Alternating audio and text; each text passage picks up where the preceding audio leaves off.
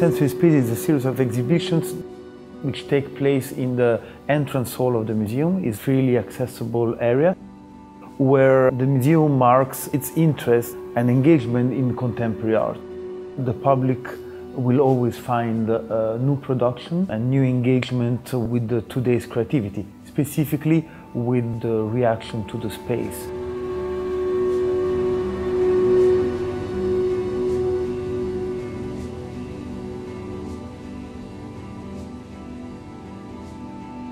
When you enter in to the structure, you're unaware of what exists beyond the kind of wall of the gallery. You enter through a doorway that takes you through, which is built at a slight angle, just to sort of obscure your view of the sort of object that lies at the back of the room immediately. You're then invited in to walk around into this very simple kind of cross of corridors, in which on each plane of each side is a hole knocked into the central cubes, through which you can look into a mirrored sort of section, and the light shines through, and the effect is almost of sort of small encampments or communities, sort of like through a desert landscape mirrored into infinity. And obviously you walk out, you then walk into the sort of second sort of chamber, which is kind of mirrored but back to front.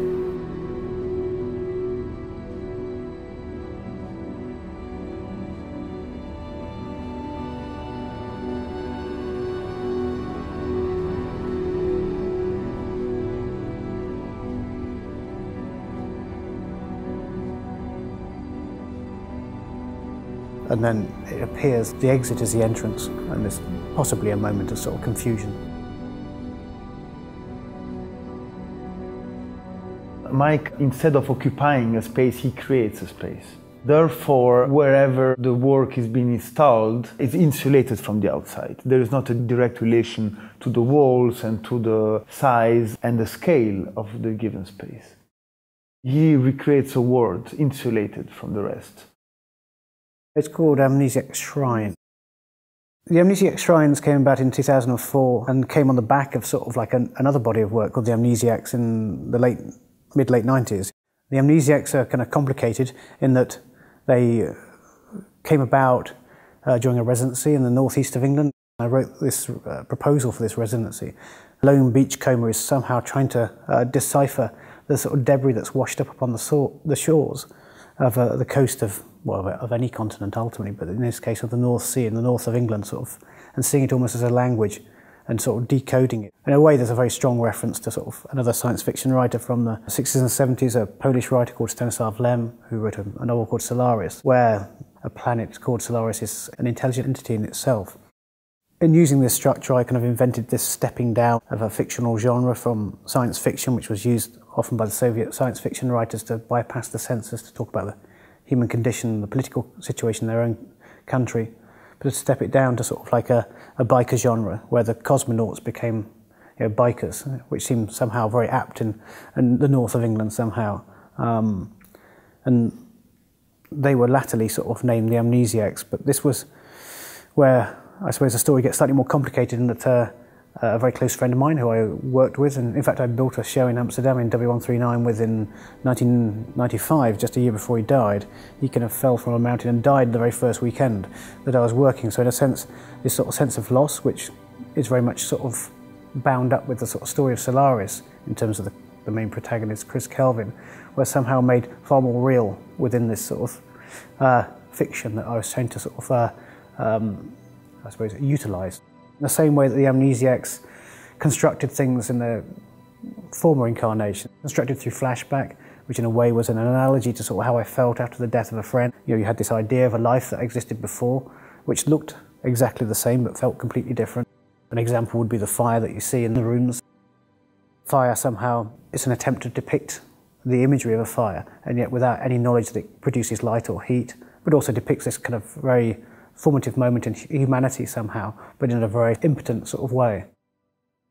The language of Mike Nelson was really fitting in what I was looking for, which was not just a change of the spatial experience, but there was this dichotomy between the material and the spirit, which was very strong. Maybe the both were equal. By this I mean the use of the flashbacks and the use of the idea of déjà vu, of playing with your own memory.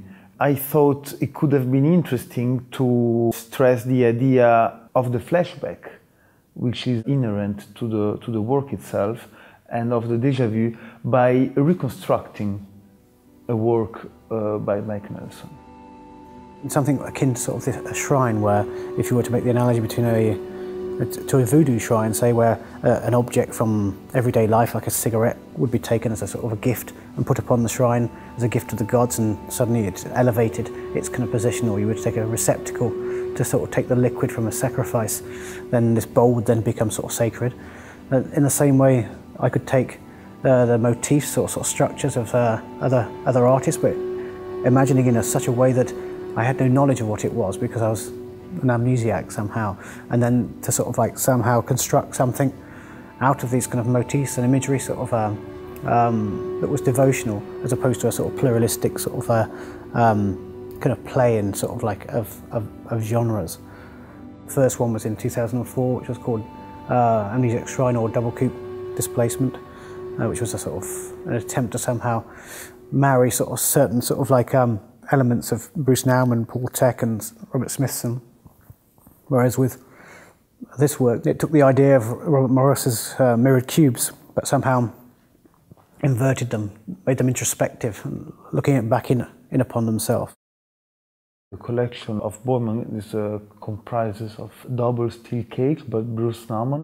In this work, the artist is preoccupied with the concept of reuse and recycle, and physical entropy. With Paul Tech, I would think of meat cable, and there are a number of analogies, and these analogies, they're not restricted only to meat cable and Amnesiac Shrine by Mike Nelson. Paul Tech was interested in addressing the dichotomies between the material and the spiritual, what is attractive and what is repulsive. Mike works along the same lines, but both artists share this practice of art that goes beyond art itself, that enters into life, and then personal and universal experience are fused. I always imagined that the Amnesiacs were born out of the Gulf War, because the biker gangs are always born out of wars. You know, the Hells Angels out of the Second World War, the sort of bandidos out of Vietnam. There's always a strong, disenchanted male element that somehow led me to imagine this imaginary biker gang born out of like the most recent war of that time, which was the Gulf War. So there's always a potential kind of reference to criticism, a political critique, I suppose, sort of like in relation to that. And I suppose that's emulated in the sort of like the rather lengthy title as a metaphorical landscape. I like long titles that somehow try to explain, but at the same time become sort of almost absurd.